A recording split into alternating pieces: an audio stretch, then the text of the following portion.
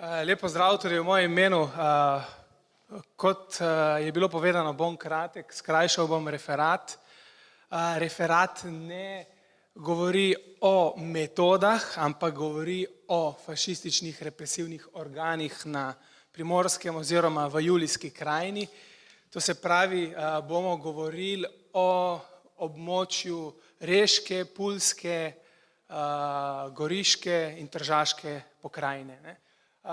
Jaz sem se bolj osredotočil na območje Zgornjega Posočja, kjer je seveda aktualno tudi zaradi Kobarida. Kot je bilo povedano, se je fašizem rodil v neki splošni družbeni in gospodarski krizi po prvi svetovni vojni. Oblast je prevzel s pohodom na Rim 22. oktobra leta 1922. Kralj da Mussolini mandat in od takrat naprej vladajoče sile so izrekle Mussoliniju zaupnico, ker so upale, da bo fašistično gibanje odreklo se ilegalnemu terorju in vzpostavilo mir in red v državi. Kaj se je potem dogajalo s samim fašizmom, je bilo že vse povedano, kako je prišel na oblast. Rad bi poudaril to, da je bilo takrat v večini evropskih držav na oblasti med letom 1919 in 1939 veliko avtoritarnih vlad s prvinami totalitarizma, tudi predvojna Jugoslavija. To je treba tudi poudariti. Predvojna Jugoslavija je bila tudi avtoritarna država oziroma tudi lahko rečemo totalitarna država, predvsem v drugi polovici 30. let. Italija je tako uvedla pravi totalitarizem, kot je že gospa Grisar povedala, je bil tudi termin totalitarizem prvič uporabljen v Italiji, italijanska opozicija leta 1923. Tako v bistvu italijanski totalitarizem ni bil dosežen s spremembo družbenega reda, ampak so ta totalitarizem omejevali centri moči, fašizem, to so bili kralj, zasebni kapital in cerkev. Na družbeno-socialnem področju je bil tudi fašizem zelo plodovit, ker je odpravil konflikte med samimi razredi, uvedel je sodelovanje med delom in kapitalom, med delavci in delodajalci v korist delodajalcev. Sprejeta je bila znana ustava dela oziroma Carta del Lavoro, ki je uzakonila načelo sodelovanja med delom in kapitalom. V času fašizma je bilo rešeno tudi rimsko vprašanje, se pravi konflikt med papeško in italijansko državo, ki ga je Mussolini rešil z Lateransko pogodbo. Kar se tiče fašistične politike do manjšin oziroma tako zvani fašizmo di frontiera, ki je bil aktiven na tem področju, vemo, da je popolnoma fašizem ignoriral jugoslovansko manjšino. To se je izražalo v vseh pogodbah, ki jih je sklenil z Rapalsko, z Rimsko, z Beograjsko pogodbo. Tako da je v bistvu fašizem začel z raznorodovanjem sprva na bolj mehek način, z infiltracijo vsak del slovenskega narodnega aktiva in potem postopoma izvajal večje nadzore ljudi, večje prisilo represivnih organov, tako da so se ljudje morali včlanjevati v številne organizacije, ki so se strukturirale tako po spolu, po generacijski pripadnosti in podobno. Kar se tiče fašističnih represivnih organov, Italija je imela fašistična, bomo rekli, ta del zelo dobro razvit. Imela je kar v 8 ministrstvih je bila vsaj po ena vojaška formacija, delovale pa so vsaj po 3 politične policije. Ena najbolj značilnih je bila prostovoljna fašistična milica, to je Milicia Volontaria per la Sicurezza Nazionale.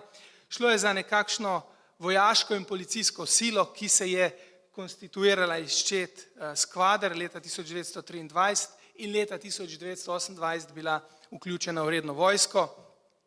Delila se je na legije, se pravi, vidite, da je bil stroj teh enot povsem kopiran po rimski vojski, iz časov Rimskega imperija. Se pravi, delovale so številne legije, Soška, Kraška, Tržaška, Istrska, Kvarnerska. Za naše območje je značilna Soška legija oziroma 62. legija, ki je imela kohorte v Gorici, Gradiški in Tolminu. Eno tako legijo je sestavljalo približno 2000 mož, od katerih je bila polovica pod stalnim orožjem, drugi so bili pripravljeni na upoklic. Kaj je značilno? Delila se je na razne podsubjekte, recimo gozdna milica, potem obmejna milica, zlasti je pomembna za to območje obmejna milica, ki je privabila tudi veliko Slovencev. Manjkajo nam raziskave, koliko Slovencev je delovalo v teh enotah, namreč te številke so visoke. Razpolagamo z dosti veri, ne da bi tu ni ključno, da so se Slovenci poistovetili s fašističnim režimom, tu je bila predvsem stvar preživetja, ker tu je bila sigurna služba, in to je prisililo veliko Slovencev, da so se vključili v te enote. Skratka, ta milica je izvajala nadzor terena, širila je propagando med drugorodci in preprečevala ilegalne prehode. Sedež take legije je bil, oziroma kohorte je bil v Tolminu, enote te legije so bile še v Bovcu, Kobaridu, Podbrdu in na Mostu na Soči. Se pravi, to je bila nekakšna privat fašistična Mussolinijeva policija. Drugi so bili finančni stražniki oziroma kraljeva finančna straža, Guardia di Financia, ki je delovala v okviru Ministrstva za finance. Oni so predvsem patruljirali ob meji, nadzirali mejo, preprečevali tajne prehode, preprečevali kontraband in v bistvu so bili postavljeni po vsej meji z Jugoslavijo. Sprva v 20 letih je bilo teh enot manj, kasneje se je število teh enot povečalo. Na Bovškem so recimo imeli eno tako postajo v Logu pod Mangartom, potem v Soči sta bili kar dve taki postajanki finančne straže, potem smo imeli v Lepeni, v nekdanjem počitniškem domu de la Marisa, v Trenti, v današnjem počitniškem domu na Vršiču, so imeli eno tako točko v današnji Tičarjevi koči. Sam sedež teh finančnih stražnikov pa je bil v Bovcu. Na Kobariškem ni bilo toliko finančnih stražnikov, ker Kobariška ni bila prav ob meji. Ena taka enota je bila nastanjena v Kobaridu, v hiši nasproti Gorenščka, kjer je bil kasneje tudi dijaški dom.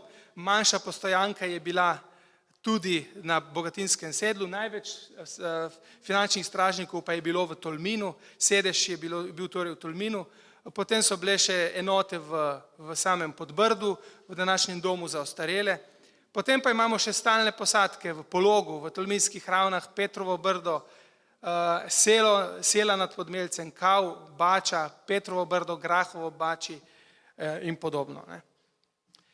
Poleg stražnikov so mejo nadzirali tudi karabinjeri oziroma kraljevi orožniki karabinjeri reali, podrejeni Ministrstvu za notranje zadeve.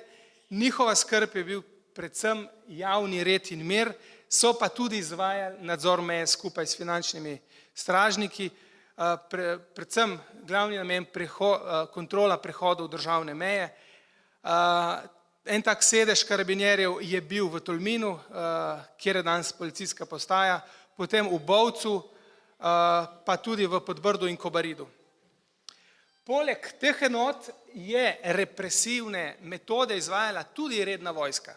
Redna vojska, predvsem so bili na našem območju aktivni inženjerci, ki so gradili logistiko, infrastrukturo do državne meje in seveda tudi gradili utrdbene objekte, tukaj imamo Alpski zid. V okviru vojske je spadala tudi obveščevalna vojaška služba, Servizio Informazione Militari, ta se je ukvarjala predvsem s poštno cenzuro in z nadzorom telefonskih pogovorov. V okviru redne policije je potem, ki je tudi izvajala nadzor, je delovala znamenita tajna policija, to je bila OVRA. Naloge OVRE, vemo kakšni so bili, nevtralizacija, tajna politična policija je imela predvsem namen zatreti protifašistične dejavnosti primorskega ljudstva na tem koncu. V okviru policije so se potem osnovali posebni oddelki premične policije oziroma nuklei mobili, ki so bili postavljeni na meji in so se premikali v skladu z poveli, ki so jih imeli od svojih nadrejenih. So si pa te policije oziroma te represivne organi bili tudi med seboj dostikrat v laseh, predvsem finančna straža proti MVSN, tej fašistični milici. Ker se njihove naloge so se prekrivale in ni bilo nekega spoštovanja tiste kraljevih finančnikov do te nove fašistične milice. Samo represijo izvajal tudi Zakon o zaščiti države, ki je ustanovil posebno sodišče za zaščito države. Najbolj poznamo to sodišče po prvem in drugem tržaškem procesu. Ta sodišča so izvedla 978 procesov in kar na 131 so sodili slovenskim in hrvaškim obtožencem, se pravi, to govorim za celo Italijo. Na smrt so obsodili vsega skupaj 26 Slovencev in Hrvatov na teh posebnih sodiščih. Tako so med leti 27 in 28 v bistvu Italijani zaključili z ofenzivo zoper hrvaške in slovenske legalne inštitucije, o Hrvaške mislim hrvaško Istro, se pravi šole, jezik, društva, organizacija, občinska uprava, raztepen je bil vodilni slovenski razred, srednji sloj z inteligenco, izjema je bila edino duhovščina, ki je bila edina zadnja ovira za asimilacijo. Potem omenjam torej samo sodišče in pa prvi in drugi tržaški proces. Kaj se je zgodilo s tema dvema procesoma? Na teh procesih so v bistvu Slovani, drugorodci dokazali, da teorije fašistov ne držijo. Namreč vsi fašistični teoretiki so trdili, da so Slovani nesposobni zarotništva in nesposobni sploh organizacije upora. To se je seveda izkazalo kot napačno in posledica tega je prvi tržaški proces. Kako se je odvijal, sami vemo, življenje so izgubili štirje, Valenčič, Miloš, Marušič, Bidovec. Potem po tem prvem tržaškem procesu se poitaličevanje še poveča, aktivno je tudi na gospodarskem področju, usmerjeno je bilo predvsem v ustanovitev državnih zavodov, odpravili so sistematično in poglobljeno gospodarsko transakcijo, predvsem z razlastitvijo slovanske kmetijske posesti in z naselitvijo italijanskih kolonov. Vse to skupaj je še pospešila ekonomska kriza in spreminjanje imen, priimkov.